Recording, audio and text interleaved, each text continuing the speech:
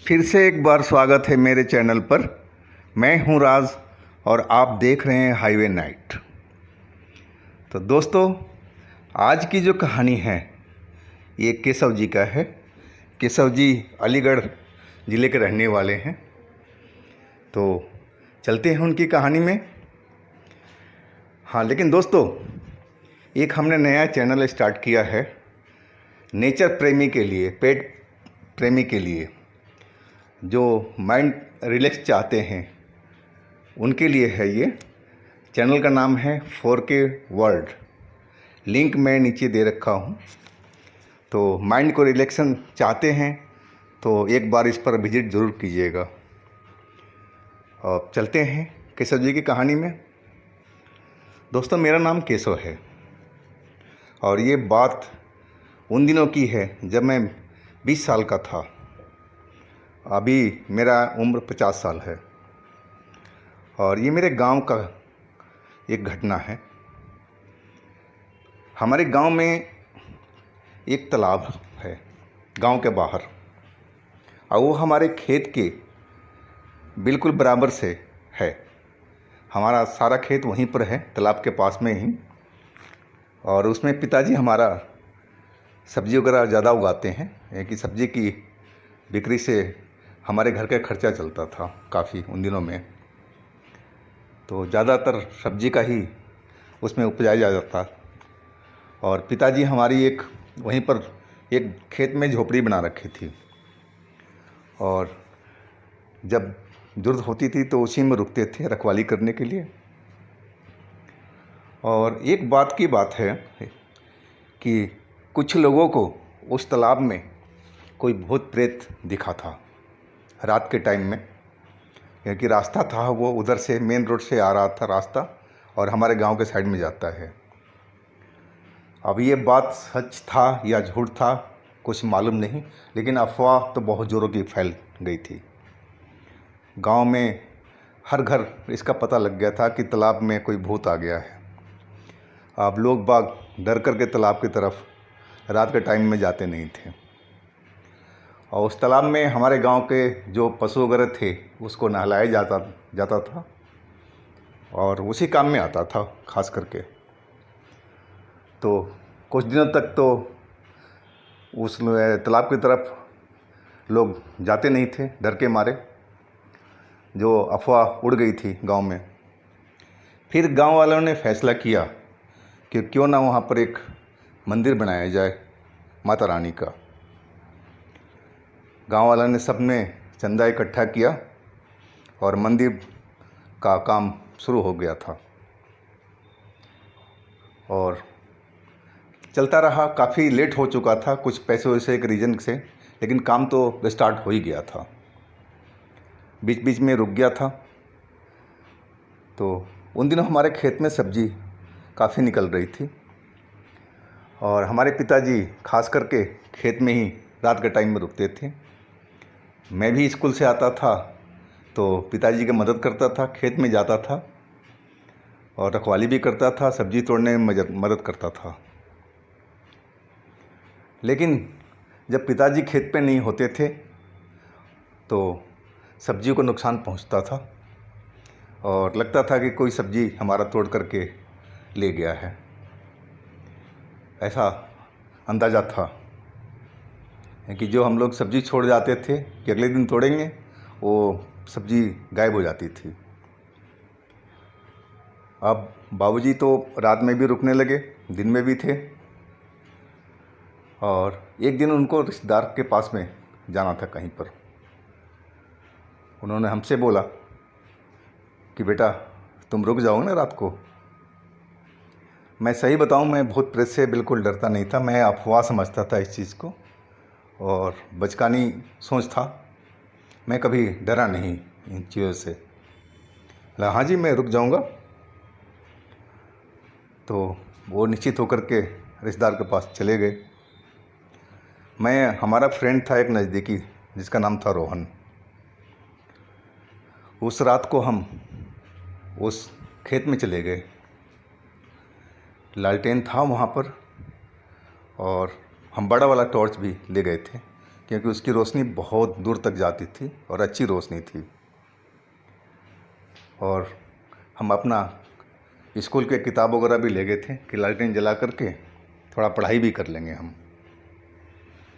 हम पढ़ाई बहुत देर तक करते रहे और खेत की रखवाली भी करते रहे।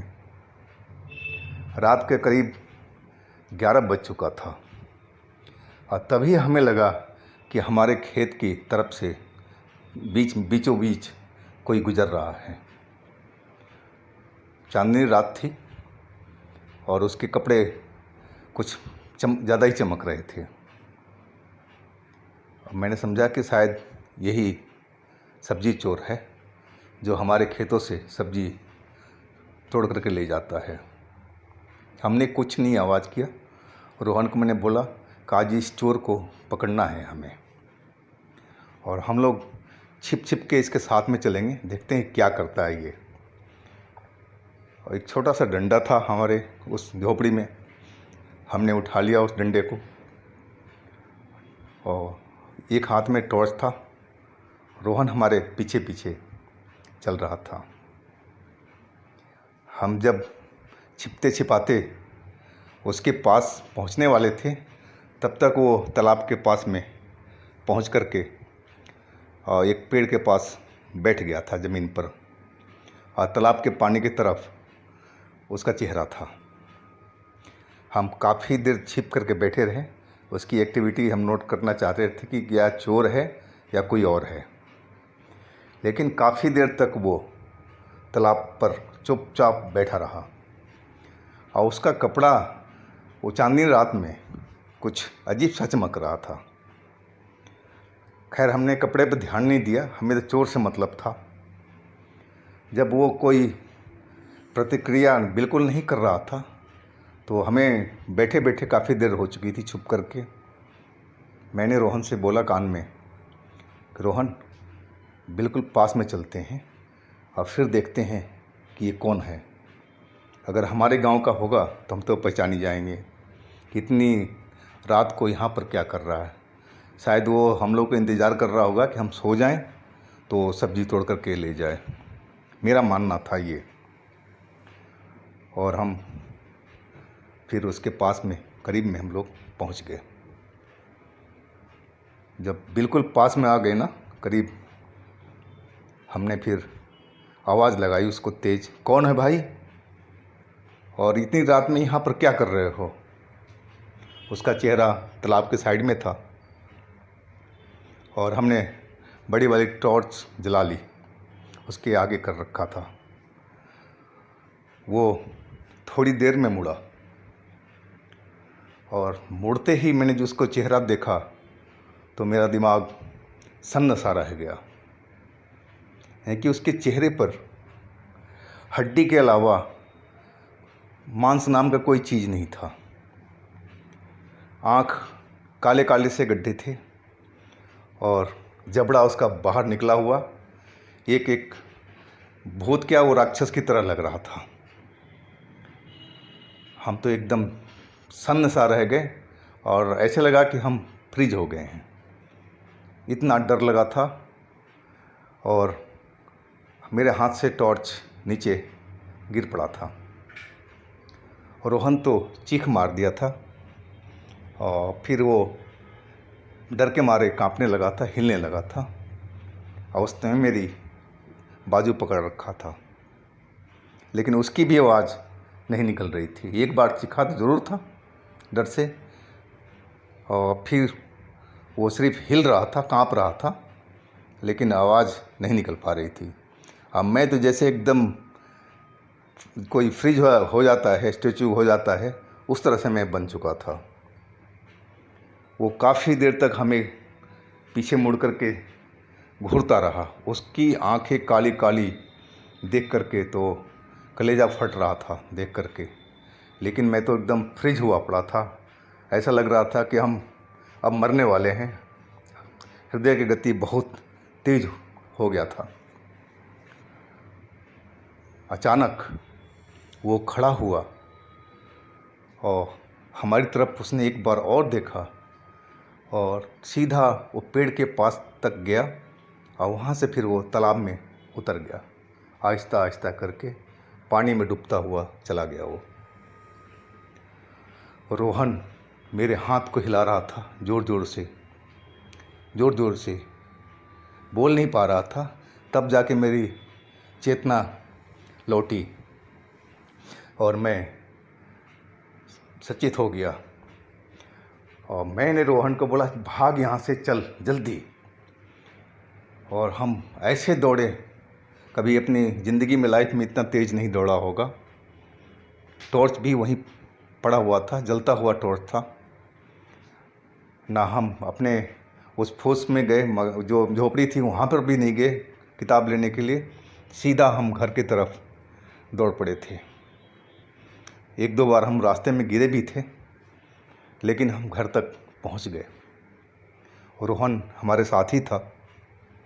घर पर जाकर के हमने कुंडी खटखटाई कि माँ और हमारी बहन थी घर पर अकेली। तो माँ ने दरवाज़ा खोला और हमारी हालत देख कर के एकदम चौंक गई। क्या हुआ बेटा, क्या हुआ बेटा? मैंने सब बात माँ को बताया।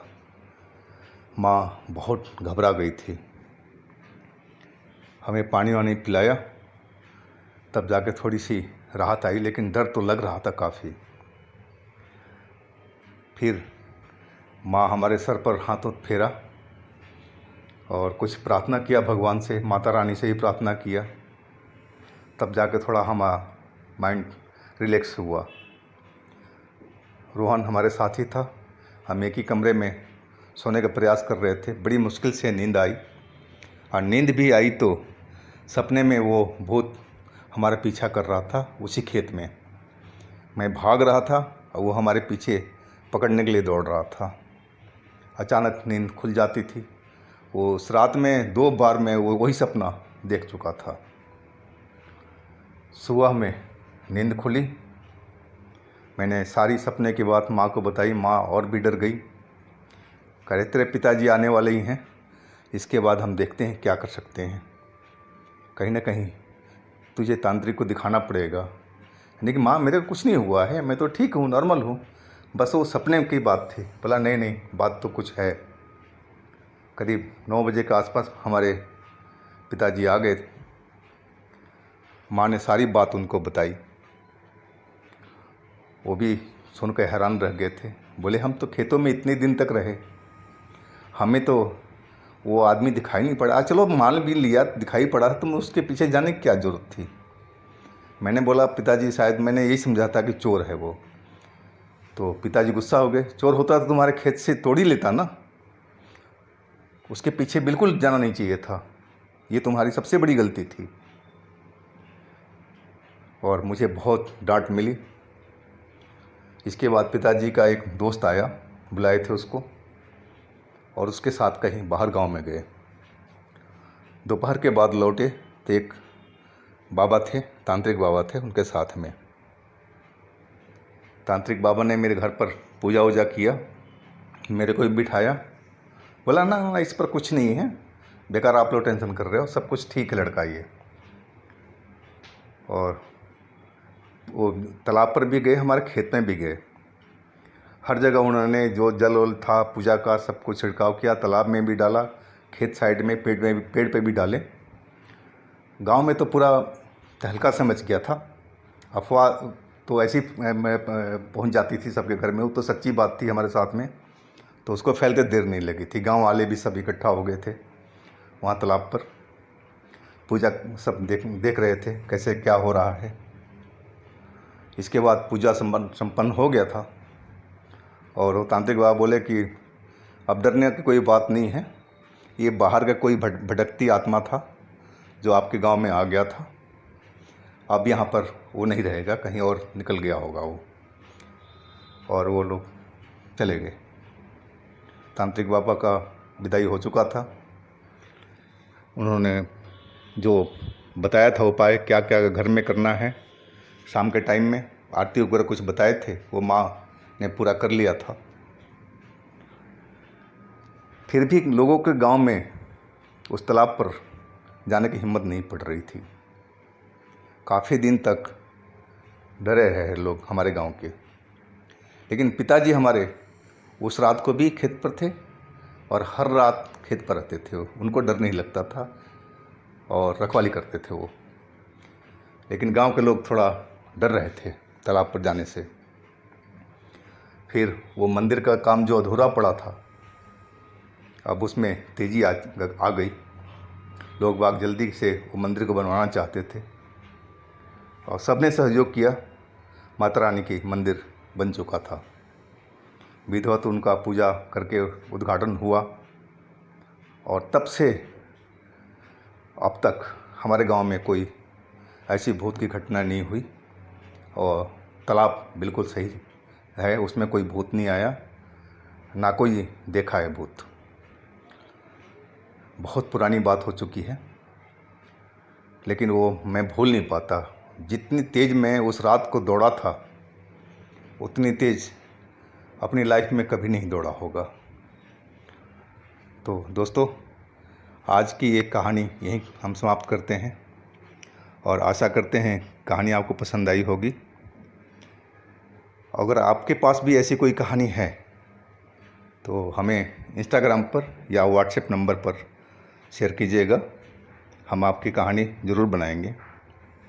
और हाँ दोस्तों, हमारे चैनल को लाइक कीजिए, सब्सक्राइब कीजिए, शेयर कीजिए और हमारा नया चैनल 4K वर्ल्ड जो नेचर प्रेमी हैं वो ज़रूर विजिट करिएगा। माइंड को बहुत रिलैक्स मिलेगा उस पर। तो मिलते हैं कल हम एक नए कहानी के साथ में। आप लोग अपना बहुत बहुत ख्याल रखिएगा। भगवान आपको खुशी मंगल रखे। नमस्कार।